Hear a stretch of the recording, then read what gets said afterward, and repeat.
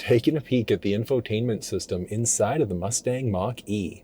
This is technically the same screen as what you were able to find in previous versions of the vehicle, but this 2024 version has a few things that are different.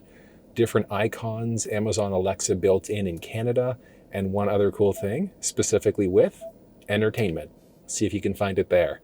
Wasn't available in previous generations, but I'm going to walk you through everything that you need to know. So first one is that you've got a series of different buttons along the very top. So it's a hot button tray to get to apps versus entertainment. And then from there, you've got a series of different controls, a button for a 360 camera where you can zoom in to individual elements, look at a front view, a front split view, and then when you're in reverse, you'd also be able to see a reverse view and then a reverse split as well. And then this one has the forward sensing system, so you can see we're fairly close to an obstacle in front of us there. But you could also turn the beeping that you get back off there. So if you don't like that beeping as you get closer to an obstacle, you can toggle that on or off if you'd like. Amazon Alexa is available there. You obviously do have to be signed into your Amazon account to use it. Whether or not you're connected to data, your current outside temperature, time, and then a series of different profiles. One of the big benefits of profiles is that it can remember so many different things. So you set up your profile, it can remember your seat memory, it can remember your key fob, your phone, your presets, the navigation routes that you've currently gone to. So if multiple people are driving the vehicle, you want to make sure that you set up a user profile. And this obviously is going to be factory navigation. One of the big benefits of the factory nav inside of the Mach-E is that you've got 3 years of connected service, but it's also built in. So after the 3 years of service are up, if you don't subscribe, it is just a regular map instead. So you can just input your end destination. It's great. And then 3 years of connected service for live traffic alerts and things like that as well. But you don't have to subscribe if you don't want to.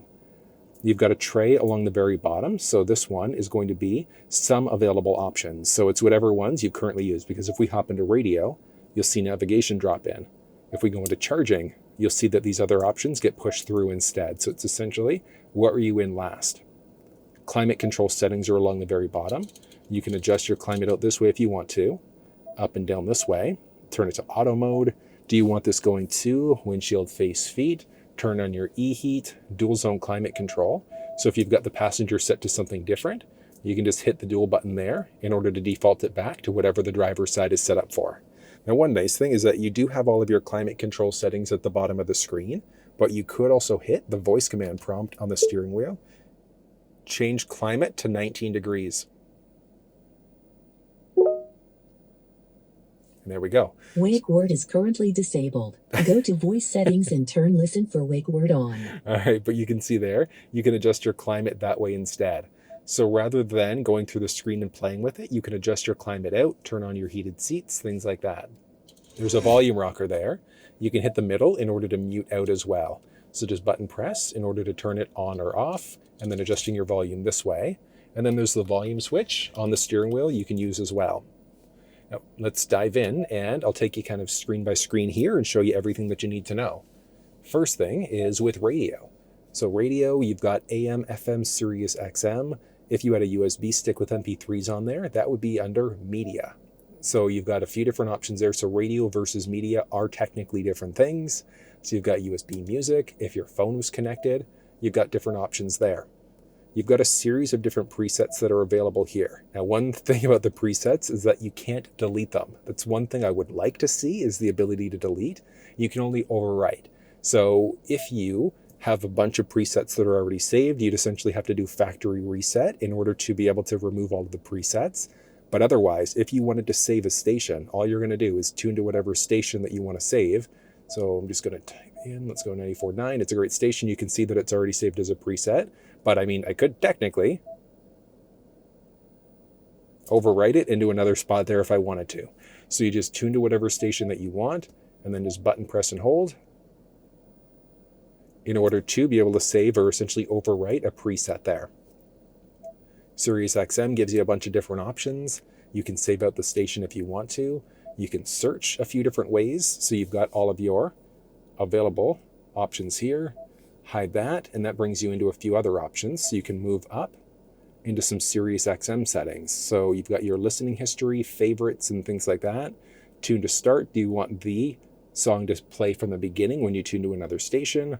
Preset rows, how many do you want? So it's a matter of preference. You can go up to 6 individual preset rows, so quite a bit. You can block a series of different settings as well. So it's kind of useful. From there, actually, let's go. I want to do something. Let's go to, there we go, 90s on 9. The reason why is because you've now got this little bell icon. So what you can do is you can then save either the artist or the song. So if the artist or the song is playing on any station, you'll get a notification letting you know when that artist or song has come on. You can restart, or you saw there, a series of different SiriusXM settings as well. So straightforward using the radio inside of the vehicle. Next up is adding in a phone. So as of right now, you can see that there are a series of phones that had been connected previously. So what you're going to do is hit Add Search Device. for your vehicle on your device and select it once it is found. And we're waiting for Mach-E to show up. There we go, Mustang Mach-E. So you're just going to connect. Confirm that the pin displayed on sync matches the pin displayed on your device. Pins match up. Do I want to allow access to contacts and favorites? This is not my For car, your so I'm going to safety, say no. please stay alert to changing road conditions and use Sync's voice-activated features Beautiful. while your vehicle is in motion. So now I'm connected. All of these options are going to say that they failed because I selected no when I first connected my phone. But obviously, if this was your vehicle, you could say yes there. You could hit there as well. If you wanted to activate your Siri Assistant, you could hit the little icon there in order to get to some additional phone settings. So you could manage contacts, messaging, and things like that, and then look at all of the previously connected phones. And you can simply delete that way instead if you want to. So all you're doing is hitting the little delete icon in order to remove other phones from the vehicle. So straightforward. Now, inside of the phone that I've connected, I've got my phone connected for phone calls as well as for audio. So I'm connected over Bluetooth. I can set up a few different things here, but you can connect over phone for Bluetooth if you wanted to stream audio, listen to or make phone calls, things like that. And then you could also do CarPlay. So when you connect your phone, it's going to give you the message, do you want to use CarPlay with the Mach-E? All you'd have to do is hit use CarPlay. And one of the benefits is that it's wireless, but you do also have the option of backwards compatibility. So if you wanted to use a USB cable instead and plug in that way, you could do that. So it's either wireless or wired inside of the Mach-E. If you're going wired, just make sure that the USB cable has a data transfer icon there. But if for whatever reason CarPlay is not working inside of your vehicle, check down in the description of this video for a walkthrough on how to set this up. But connected here, and you can see, nice full screen, and it looks so good. You can hit here to get to a little icon view. Press again to get to this little split view instead. So the view here, it might look slightly different. I've got a notification coming up at 5 o'clock or 4 o'clock today. So that's why my calendar is showing there. If you didn't have an upcoming notification, that just wouldn't be there. And then the search box and the now playing would be side by side. So it's a bit dynamic to a degree, but you can't customize the screen at all. Along the bottom, you've got this button to go between these pages. You can swipe through as necessary. Which map was open last, which audio application was open last, which miscellaneous application was open last, and then your connection and battery level as well. Now the vehicle obviously has factory navigation, but through your phone, through iPhones, you can use Apple Maps, Google Maps, and Waze. They're all relatively straightforward to use. Apple Maps is good. Google Maps, in my opinion, is better. You can easily search for addresses. You can block things out in your route like highways, toll roads, and ferries. Look at North Up View, things like that. But my favorite map application to use is Waze. And the big reason why is because as you're driving, you're able to see things. So if people have marked on the highway that there's been an accident, you'll see that. Downside of the Apple side of things, though, is that you don't have pinch to zoom capabilities. So you've got to zoom in and out this way in order to be able to drag along. But if there are accidents, people will mark that. If there's construction going on, things like that. Like I said, I personally prefer Waze. And then as you're driving, if you notice things, look at that. There's a police officer that's there that somebody's marked. You can hit the plus button here to notify people if there is upcoming police, crashes, hazards, block lanes, and things like that. So it's a matter of preference, but like I said, no pinch to zoom capabilities. You can move around with your finger, but you have to zoom in and out this way. And that's the same way every map application on the Apple Map side of things, or the Apple CarPlay side of things, I should say. You've got podcasts that are available. So if you're a big fan of listening to the podcast, you can stream that way. So it's a matter of preference. I personally am a big fan of connecting my phone and then setting up and listening that way instead. When you're connected through an iPhone, it doesn't matter if it's through CarPlay or over Bluetooth. If you do a long button push and hold, that's going to activate your Siri Assistant that way. If you do a short push, that's going to bring up the voice assistant for the screen itself. So if you wanted to use Siri inside of the vehicle, it's just a longer push and hold in order to activate your Siri Assistant instead. So relatively straightforward there. Then, like I said, so many audio applications. You've got Flow that's available, ChargePoint and things like that. And one nice thing is that through the Apple side of things, you've got the option of customizing the screen a bit. So you can go General, CarPlay, find your phone. You can forget it, customize, and toggle CarPlay off. So we want to go customize. And then if we go back to the screen, anyone that has a hamburger icon next to it, so all of them, you can just do a button press and drag in order to really make this your own. So you can customize the overall layout there. Anyone with a minus next to it, you can delete. So you're just going to go minus, and that just deletes them from the screen. It does save them at the very bottom, so you can add them back in if you want to. But if you've done too much with this and you don't like the layout at all, on the phone you can hit reset, and that's just going to bring you back to the factory default layout there instead. So straightforward. If you're on any other screen, so you hop into this one, go back home, it brings you up to this screen. So let's say if you've hopped into radio, you could reconnect to CarPlay this way. If you wanted to stream SiriusXM or your radio and CarPlay at the same time, so you're going to tune to whatever station you want here. So we're playing audio this way, and then you're just going to hop back into CarPlay. So that's going to let you stream SiriusXM or whatever other media source while you're actively using CarPlay instead. So relatively straightforward. And then if you hit this icon, you can hop back into your phone, which is going to jump you into CarPlay. So what we want to do is we want to find our settings in order to adjust some things. So you're going to go this way into your phone list. We've got the iPhone that I've connected here, and it's connected through CarPlay. So in order to disconnect, all you're going to do, hit the phone icon there, and it's disconnecting from CarPlay and hooking up over Bluetooth instead, specifically for phone calls or for media. So you can do either or this way.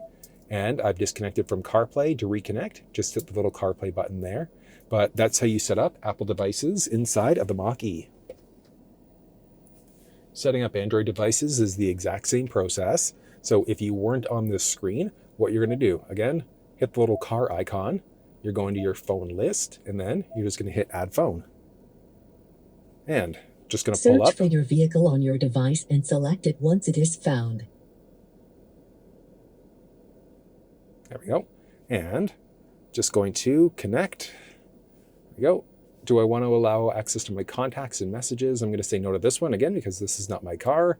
If it was yours, you could obviously say yes to that one. For your safety, please stay alert to changing road conditions and use Sync's voice-activated features while your vehicle is in motion. All right. And as of right now, I am fully connected. And it's also got wireless Android Auto capabilities. So all you're going to do, make sure you enable, same idea, backwards compatible, so you can use a USB cable if you want to. And then, like that, fully connected. One thing that I love about Android Auto is that it's also pinch to zoom capabilities for maps. That's one thing, for whatever reason, Apple just hasn't done. You can hit here in order to be able to get to your basic options, so route options, so avoiding highways, toll roads, ferries, things like that. Straightforward. You can mute out your alerts as well, change up your heading and things like that. Now this is fairly full screen. Along the bottom, you've got this little split view. You can hit this to get to a little icon view instead, hide it, and then you've got your Google Assistant. So you can activate it that way. You can do a long push and hold on the voice command prompt to activate your assistant that way instead. You've got your maps, phone, some settings, and your connection level along the very bottom. Then if you hit the map icon, that brings you into a fuller screen setup instead. And then moving into your icon view, that gives you a few other options. So I do have Waze installed on the phone and it's showing up here. But if you've got Waze installed on your Android and it's not showing up, check down in the description of this video for a walkthrough on how to actually add it in. But fully connected, so you can use any of these map applications. Similar to the Apple side of things, you could also adjust your Android Auto settings, so the layout of the icons. What you're going to do is go to your Android Auto settings. You're searching for Android Auto, go Android Auto settings, and that gives you a boatload of different options. But we're looking for Customize Launcher, and that's going to give you all of your available options. So you can add in icons. You can do a button push and hold in order to reorganize them, but it's not dynamic the same way it was on the iPhone side. So what you have to do, hop out of the screen. You're going to go back to your phone list. go to your Android, disconnect from Android Auto, reconnect to Android Auto. There we go. And if we look through, the changes that we've made to the icon layout are now taken into effect. So while it's not dynamic the same way it was in the iPhone side of things, it's still straightforward to do it. And then if you hop back home into your phone list, you've got both phones that were connected. But one nice thing is that you can be hooked up, one phone for audio if you want to, or for phone calls, and the other phone for media. So if you have one phone that you have dedicated for audio, one phone dedicated for media, you can do a little bit of a mix and match this way. So it's either Android Auto or Apple CarPlay, not both, but you can have a mix mash of these ones instead. And then if you hit down, you've got a few other options here as well. So managing contacts and things like that. And then deleting phones you saw earlier, just that trash icon, same idea, trash and yes, and you're done. And it's that easy setting up Android and iPhone devices inside of the Mach-E. There, you've also got factory navigation. So you do have the option of hooking your phone up to run nav that way, or you can utilize the map built in. And as I mentioned, built-in navigation. So you've got 3 years of connected service. And then after the 3 years, it just turns into a regular GPS instead. So you can search by GPS coordinates, latitude first, longitude second. You can start typing in a point of interest icon or addresses, whatever the case may be. And you can look at different options available. Let's actually choose a Timmy's that's a little bit further away.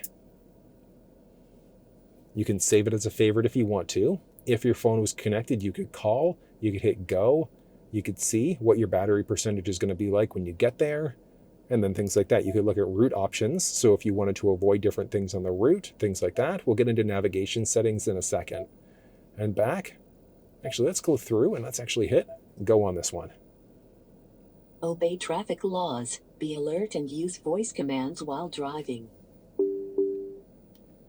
There we go. One cool thing is that inside of the little cluster screen as well, you get some turn-by-turn directions when you use factory navigation.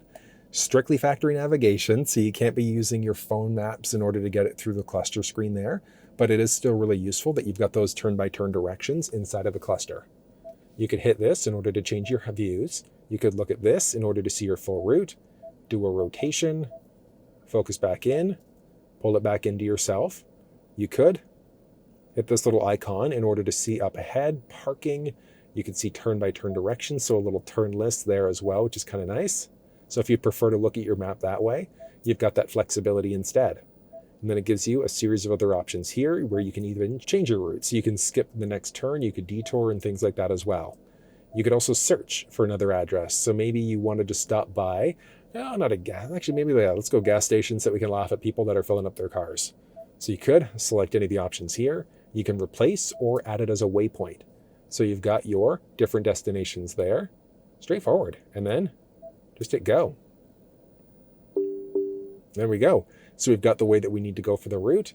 You can hit X along the very top in order to remove the next waypoint or the entire route, and that just cancels everything out instead. If you were to hit search again now, you could look at a series of different options. So you could set up a home or a work address. One of the benefits of having a home or a work address set up is that if you hit the voice command prompt on the steering wheel, you could say, navigate home, navigate to work, whatever the case may be, and it's going to navigate to whatever addresses you've saved here. You can look at recents, your saved addresses, look at charging and things like that as well. A lot of different options, but factory navigation is straightforward. You can hit this in order to get to some different display options. You've got Whitby, so where we're currently located, where you can see your GPS coordinates. So if you need to call a tow or you get lost, you've got your GPS coordinates there instead. You can also see your elevation along the side as well. So that's how you use factory navigation inside the vehicle. Next up is media, and media, we've already kind of seen this. So you've got AM, FM, SiriusXM when you're under your radio, and then media is essentially going to be everything else. You've got USB audio, Bluetooth. You can look at all of your device information there. So for a USB stick, all of your available songs. And one thing this vehicle does have, or this USB stick, I should say, yeah, there we go. It does have the video files on it, but you can see there, does not play back video this way, unfortunately. But that's the basics of media. If you were hooked up for Apple CarPlay, Android Auto, you can button press there to get back in.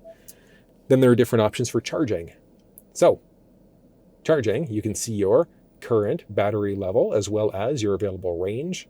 You could look at your EV driving history as well. So just put button push and hold in order to be able to reset that. Departure and comfort and charging locations are kind of cool too. So if you want to precondition your cabin, you can do that. All you're going to do is select whatever days you'd like to. And then let's say at 7 o'clock in the morning, you want the vehicle to be nice and medium. It's so hot. So nice and medium, you've got that option. And then you can also select a secondary time there. So let's say if you're leaving the office at 5 o'clock p.m. and you want things to be nice and cool, you can do that. You can exit, you can clear, or you can save. So what that's done is that's going to precondition the cabin. So at 7 o'clock, Monday to Friday, it's going to be nice and medium. And then 5 o'clock, Monday to Friday, it's going to be nice and cool. You could then clear all if you want to, and that's going to delete all of your departure comfort times. You can set up individual options day by day, on the weekends, whatever the case may be, and then exit. And you've also got charging locations. So that's going to be based off of where you've currently been previously. From there, you can select your maximum range. So if you want your maximum range when you're charging at this location to be only 90%, 80%, whatever the case may be, you have that flexibility. You hit next, and then you can also select the times that you're charging on weekdays or weekends. So you can charge anytime if you want to. But let's say if you know you get cheap electricity rates from 8 p.m. until 7 a.m., you can select that charge window. You can do a secondary charge window as well. If you wanted to, you can then delete. So you can have one set up this way. And then if we go weekend, maybe you want your weekends to only charge up during those times instead. And then at this location, during those times, weekends, weekdays, etc., those are the only times that you're going to be charging. You could then hit this, and then you've got the option to edit, the option that you've set up here. If you wanted to, you could then scrap out the window, scrap out that charge window in order to just charge at any point in time when you're plugged in to this specific location. But it's straightforward, and that's how you utilize the charging inside of the vehicle. Back up. You've got tire pressure available, so you can see what your current PSI ratings are. There are trip counters available as well. And that's one thing, because there are no trip counters that are available inside of the cluster screen. So you've got some basics here, but no actual trip counter. So that's all done through the infotainment system here. If you want to walk through, though, on the steering wheel buttons, the cluster screen as well, you'll find that down in the description of this video. But you've got this trip, and then trip 1 versus trip 2. So in this specific trip so far, so from when the vehicle was last turned on, I've traveled 2.8 kilometers. The car's been on for a little over 37 minutes. And then that's my total usage that I've done right now. So it's brutal right now just because I'm sitting down doing an explainer video. But as you start to drive, you'll notice that that number drops. You can see what is going to what. So as of right now, so climate use is using 40%. In this trip, driving has been 40% as well. If we go to different trip counters, you can see how different that can be across the board. So trip 1 counter, so since I picked the car up, been 510 kilometers so far. You can see that total option, and then you can also do a reset, and that just resets you back to 0. It starts you fresh, and you can see how you're doing all around. So you can see what your driving style's like, your trip, and things like that. It's actually kind of useful. From here, the other thing to point out is that you can see here, going through different options, you can see that it's updating the options along the bottom. So if you were to push any of these, it would launch you into that instead. Hitting back, we've now got entertainment. And one thing that's different in the 2024, YouTube video playback. Absolutely love it. So you can only do it whenever you're fully parked, which, I mean, kind of makes sense. You don't want to watch video. Well, it'd be cool to watch videos as you're driving, but what you're going to do is just search, and it's full video playback support, which, I mean, that is super useful. So if you wanted to just watch videos while you're parked, you're waiting for somebody, whatever the case may be, you can pull through, watch videos, go fuller screen. That's a car, truck, or SUV is a very straightforward process. In this video, so really useful being able to do this. So it's interesting. It's full screen tech. Oh, there we go. I was like, why isn't it technical full screen? There we go. So I guess that's as full screen as it's going to get. So, I mean, you've got video playback here at least, which is very useful. I would like to see more of that screen utilized though, but that is really cool.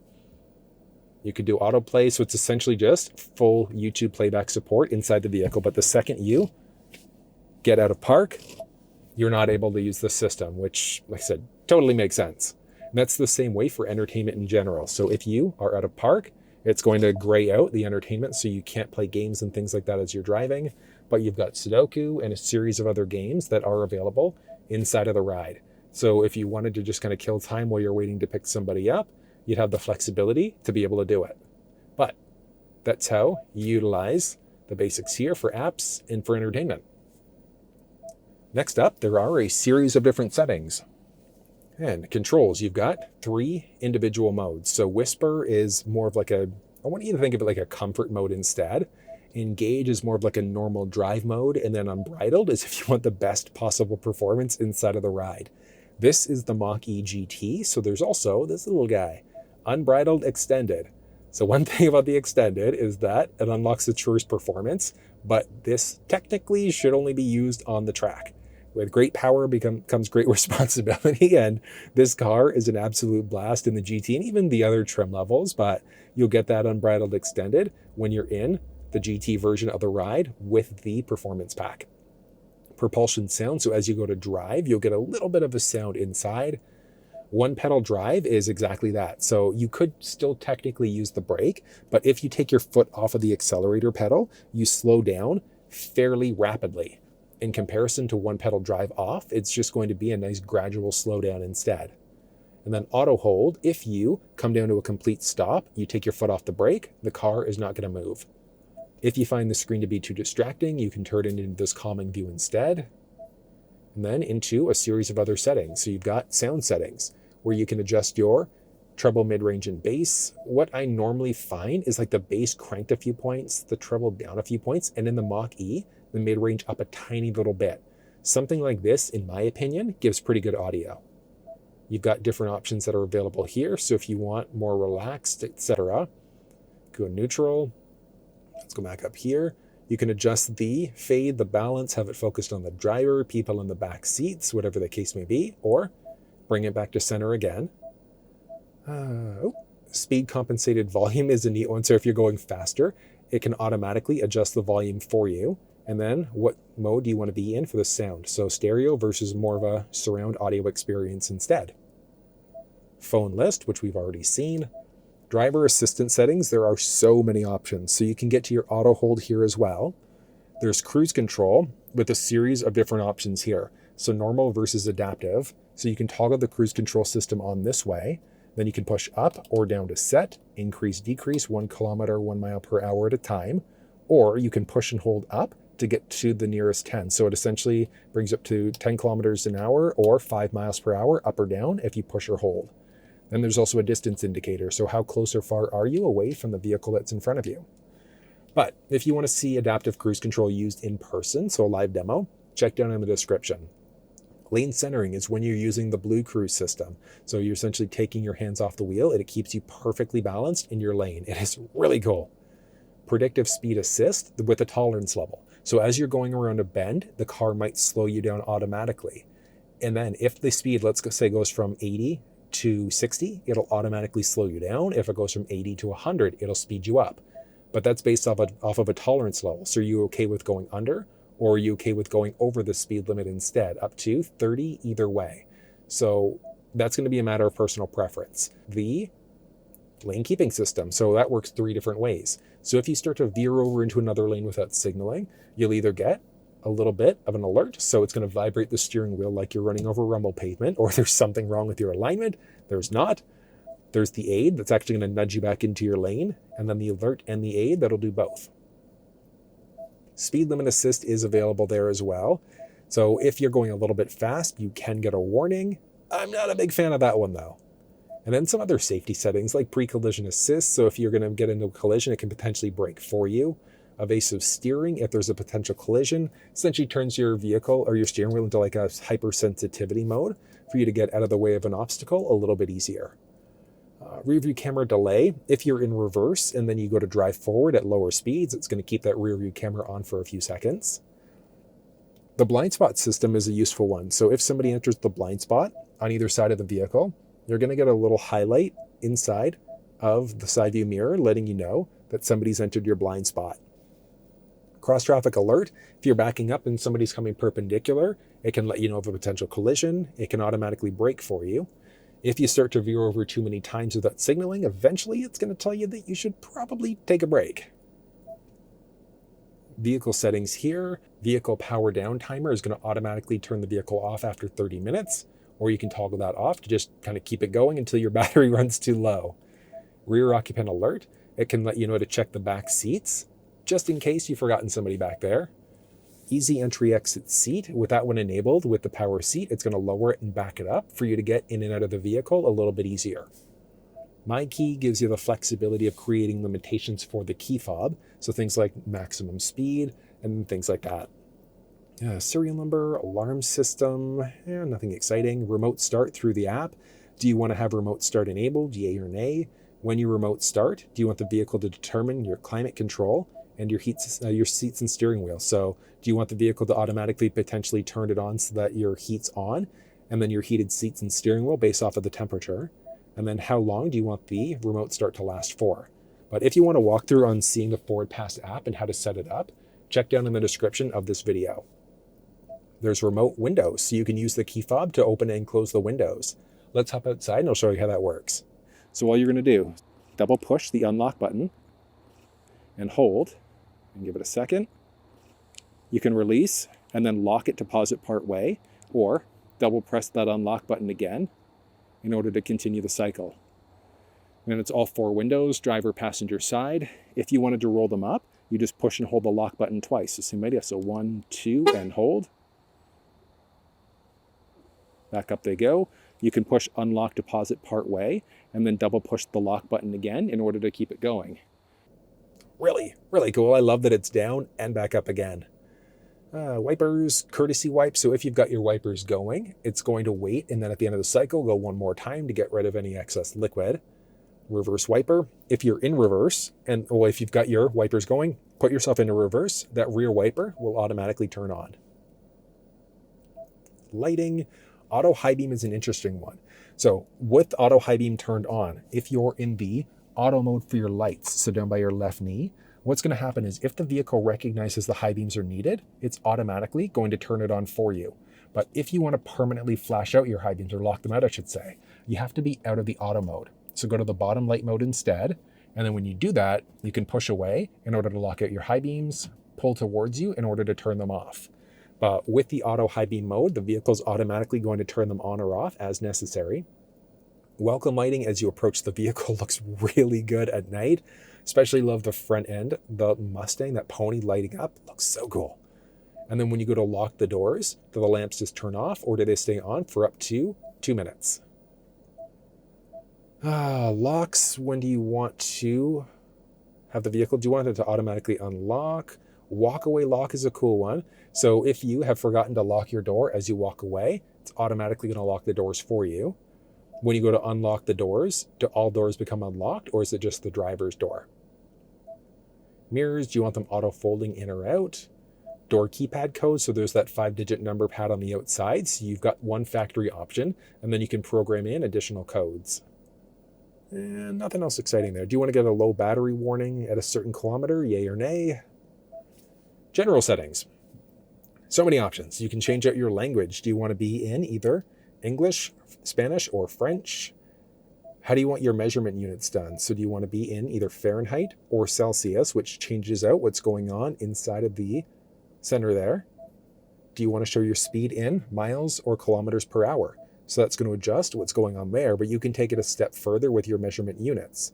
So do you want to be in miles, kilometers, whatever the case may be? So if you're going cross-border, you've got the flexibility to adjust this out one way or the other. So if you're in Canada going to the States, in the States going to Canada, whatever the case may be.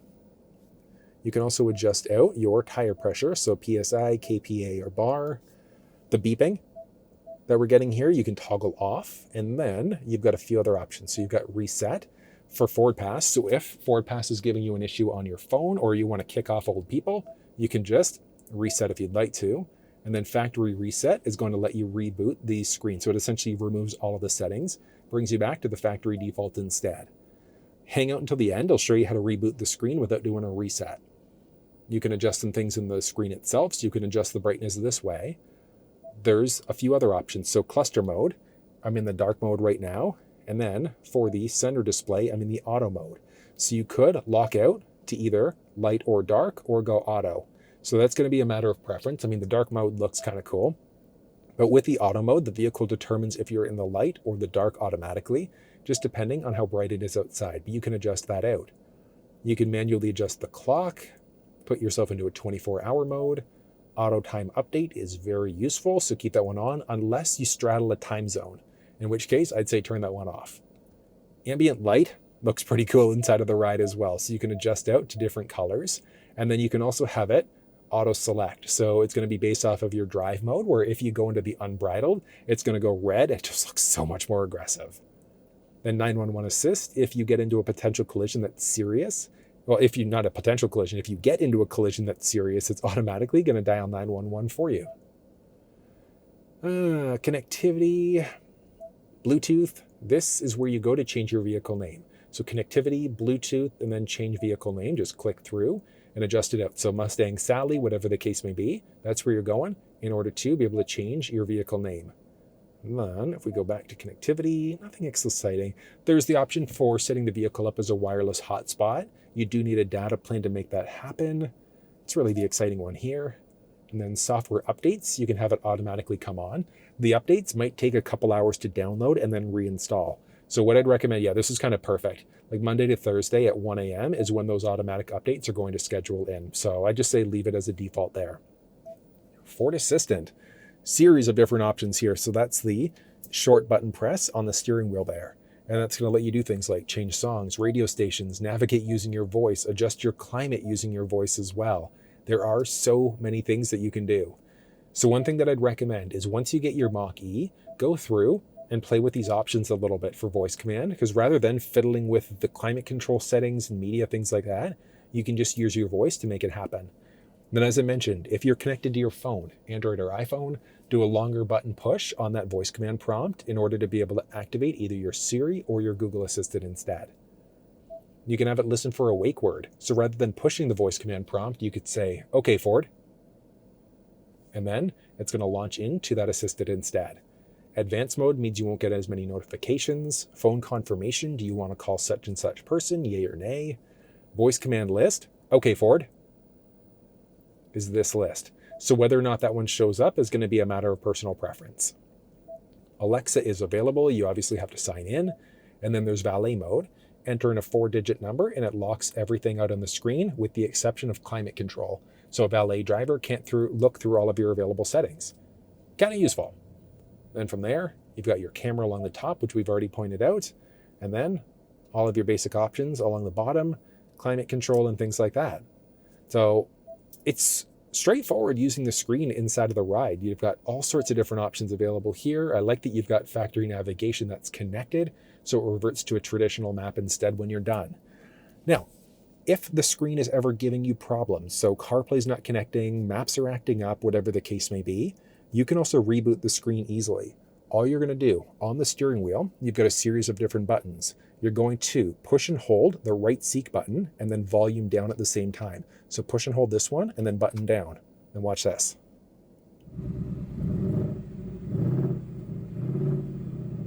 There you go. So 10 seconds in, so about 5 or 10 second hold there. And then what it's going to do is it's going to cycle through a reboot in order to reset the screen instead. So rather than doing a factory reset, we're just soft rebooting the screen instead. And what that's going to allow us to do is essentially, it gets rid of any bugs or any issues that might be coming up. So rather than doing a full factory reset, just do that. And again, it's kind of interesting to do it, but you push and hold, again, that right seek button, and then at the same time, button push and hold down, so on volume down. So you're going to kind of see it going wonky there in order to be able to do it and make it happen. But that's how you reboot the screen and use the infotainment system inside of the Mustang Mach-E.